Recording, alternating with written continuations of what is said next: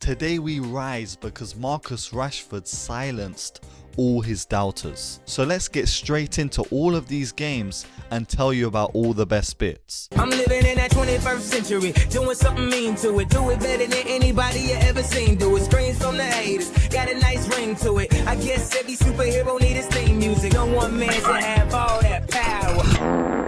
And first off, we head into the cauldron that is St James's Park, where Newcastle took on Barcelona. Yes, this is not no random kickoff game in FIFA. This is a real game that happened in the Champions League. And this actually happened in the Champions League many years back with a Newcastle player called Peeeeaaaace scoring a hat-trick.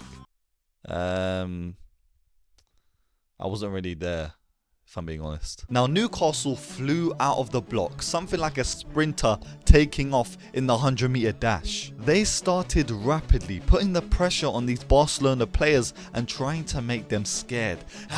They brought the intensity, they had the atmosphere, but they just didn't have their finishing boots on. Because in one of their biggest chances right at the start of the game, the ball gets put across the box, and Anthony Gordon, this is why I can't call you an elite winger, because you missed the entire ball. At least if Martinelli was going to hit that, he would miss, but he would touch the ball.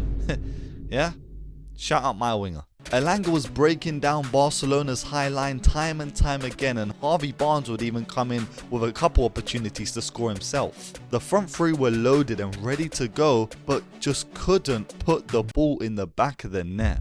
And with this storm raging on and the crowd getting louder and louder, Barcelona somehow rode it out. Like some pirates on a sailing ship, Leif Eriksen convoying the entire sea. These Barcelona players would steady themselves, get up and say, you know what, we ain't going down. And then we were all just able to witness the brilliance of these Barcelona players, whether it was the defense all the way to the midfield. The likes of De Jong and Pedri just controlled and dictated the tempo with ease. And another standout Barcelona player for the entirety of the game had to be my brother Koundé. Koundé had a sensational performance and really secured his side of the pitch. He's also very underrated going forward, which I never really took into account, but now that I think about it, it still doesn't make sense. Like, you shouldn't be built like this and be that agile and technically gifted. And you're a defender. And then finally in the second half, after the commentators in the game that I was watching criticized him, Marcus Rashford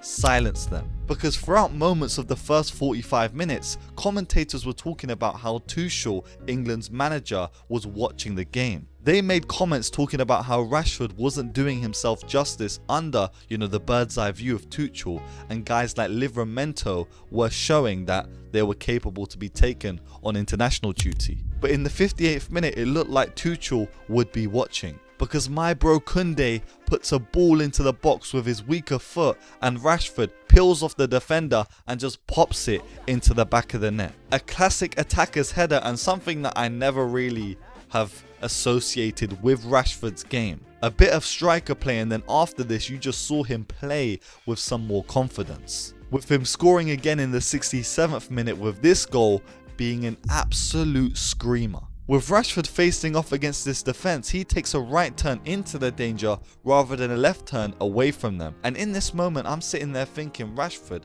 why didn't you just go into that empty space on the left hand side? But he drives at these defenders with his head down, takes a little look up and knuckleballs the ball into the top left corner of the goal. A finish that had some knuckleball swerve in honor of the likes of Cristiano Ronaldo and Chris MD. And this ball would dip into the goal and had me shouting.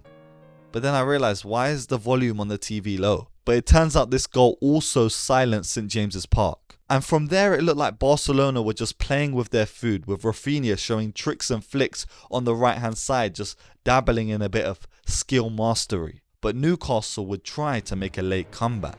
Now, after making about 3 or 4 substitutions at the same time, Eddie Howe had brought on Jacob Murphy, and he would be involved in this late Newcastle getback because he threads the ball through to Anthony Gordon, who finally scores. And I mean, he did leave it a bit late, but Newcastle still had hope. And with chances even right at the depths of the game, when it was literally the 97th minute, Barcelona held strong. And I think another one of them Barcelona players that needs to be praised is Garcia in goal. He proved to a lot of us that watch that he is the real deal, and he's benching the likes of ter Stegen for a reason. From his heroics at Espanyol, he has replicated his game, and he's taken this new role as Barcelona's #1 and is just rolling with the punches. A newly debuted keeper in a new atmosphere, and he just held his own and made the entire Barcelona team look more composed. And honestly, this was my favourite game of the entirety of match week 1, just because of the contrast in the teams and the way Barcelona play. They really make you fall in love with football again when you watch them, because they actually play football. And a massive respect to Newcastle, because they just bring the atmosphere like no other team. Now next up we had Frankfurt absolutely destroy Galatasaray. And it's weird to me because a lot of people, even including me, were calling Galatasaray the dark horses of the competition. The likes of Leroy Sané, Gundogan and Osimhen were all biding their trade at this club. But Osimhen wouldn't even play in this game, and this team would capitulate. And even after Yunus Akgün broke the deadlock and celebrated like he had just won the World Cup, it was not over yet. Because from this chaos of the first goal, Frankfurt would say, you know what, we ain't having that today. And eventually this pressure would be too much. With a deflection of Davinson Sanchez, Frankfurt would get their first goal. Then Can Uzun gets the ball on the half turn, swivels his body and puts it in the top corner. It's now 2-1 just before half time. Then another goal with the ball actually hitting off another Galatasaray player, and it hits the back of the net. And again, it's still the first half. 3 goals in 8 minutes flips the entire night.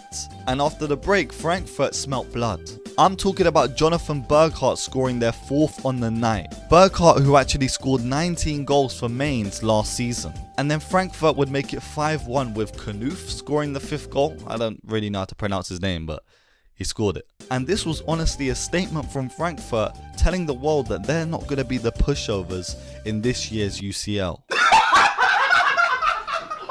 Now next we head over to the Etihad, where Kevin De Bruyne returned to Man City with his first minutes back at his home in 121 days. But this would all be ruined by Di Lorenzo's last man challenge on Erling Haaland, because he would see himself get a red card, just destroying any momentum that Napoli were going to have in this game. And they would try and overcome the pressure, but would eventually need to make a substitution. Antonio Conte sacrifices Kevin De Bruyne and takes him off the pitch, in disappointment to a lot of football fans. But if we're being honest, Kevin De Bruyne is kind of on his last legs. You know, he's not going to run extra because we're down to 10 men. It's not really Antonio Conte's fault, it's actually Di Lorenzo's fault. And due to this red card and Kevin De Bruyne going off, Manchester City would just pin these Napoli players back. And Politano would actually almost kick the ball into his own goal, and then he would celebrate. This had me dying, man. What's this guy doing? Why did he celebrate? The ball wasn't even going in. He actually kicked it towards the goal. And then finally, the breakthrough. With City sustaining some possession, Rodri would thread the ball to Foden. And Foden would pull out an outrageous pass. A little dink, flick over the defender into the path of Erling Haaland's head, who would dink it over the keeper. An amazing goal. That pass from Foden should be illegal, and I'm really happy to see him, you know, showing his flair and showing us that he can be as good as he once was. And again, like always, it's Erling Haaland scoring for Manchester City, and he is now firmly cementing himself as one of the best scorers in this competition. Then we get another brilliant goal in the form of Jeremy Doku, because this one was absolutely box office. Actually, it was El Clasico worthy. This guy is Ronaldinho on his day. Please do not let me make this video public. Yeah, I said it once. Because Doku receives the ball and just slides through defenders with silky smooth Ronaldinho-esque feet, and he then lashes the ball into the far corner. In a flash, he's just shown the world that he has the potential. Is this his season? Because I swear, if this guy just adds some consistency and goals, he's going to be talked about by everyone. This could be one of the best wingers in football, but it's because of his inconsistency that we don't put him in the upper echelon tiers. And pretty much this game would be an absolute write-off, especially after Napoli went to 10 men, because Man City would have about 20 shots. And it just goes to show that even if Man City look like they're on a downward slope, they can just come back with 2 games. Now next we had Copenhagen draw 2-2 with Leverkusen. First off, Copenhagen would open the scoring with Larsson bagging a goal. Yes, this is the son of Henrik Larsson. And with Copenhagen nearly doubling this lead in multiple opportunities, Bayer Leverkusen needed to lock in. And Grimaldo took that statement personally, because early on in the game he would miss a free kick opportunity. But when a second one came in the 80-something minute of the game, he wasn't going to let this slide.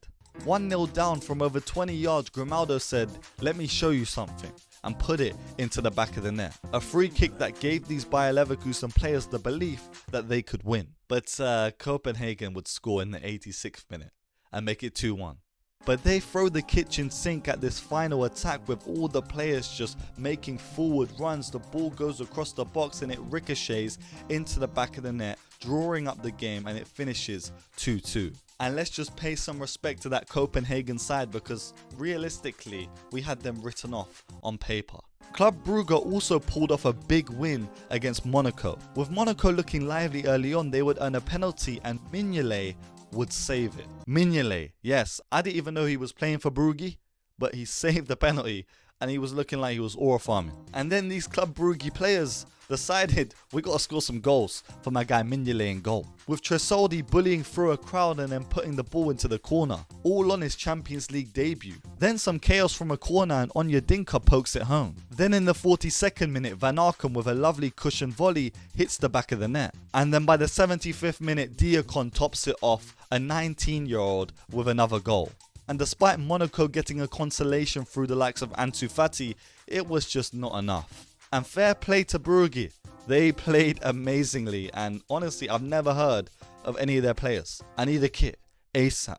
Get me a career mode when the new FIFA drops. And finally we got to quickly talk about Sporting. You know, they beat Kairat 4-1. And as someone that is a Benfica supporter when it comes to Portuguese teams, I don't really like Sporting too much. Now Kairat's keeper, despite actually looking 14 years old, saves a penalty at the start of this game. And I'm thinking, wait, is Kairat about to do the unthinkable?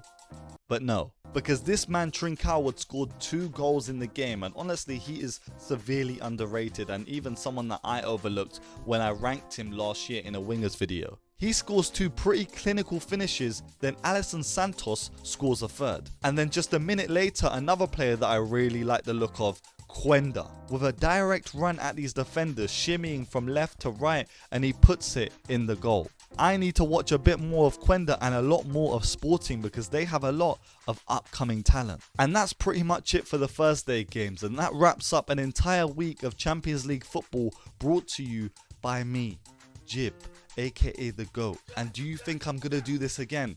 Hell to the no, because I have had no life this week. But if you guys did enjoy this little mini series on the channel, I will continue it, but instead I'll just put all the games in one big video. So let me know in the comments and what's your thoughts on the current state of the Champions League right now. And of course I'll probably see you with an actual video on Sunday, or maybe I'll take a break for another 2 months after this, because I've been editing every single day.